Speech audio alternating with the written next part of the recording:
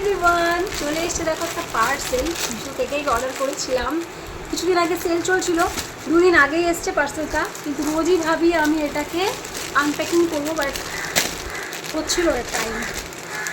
যাই হোক, তো আজকে আনপ্যাকিং করে তোমাদের সাথে আগে শেয়ার করি। তারপর তো এখন জানি না, 2 দিন তো হয়ে গেছে, যেন ছেঁড়া কিছু যেন না বেরোয়, তাহলে আর মনে হয় রিপ্লেস হবে কিনা সন্দেহ।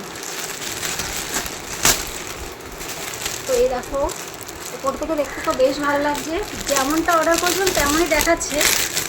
এবার সাইজটা কীরকম হবে এটাই হলো ব্যাপার। এটা হলো ওয়ান পিস বলবো না গাউন বলবো ঠিক আমি বুঝতে পারছি না। যাই হোক, এই দেখো জিনিসটা কিন্তু বেশ ভালোই এসছে দেখতে পাচ্ছি। আর এই দেখো এখানে একটা রাবার মতন আছে। তো চলো ওটা পরে তোমাদের সাথে আবার একটা ভিডিওতে শেয়ার।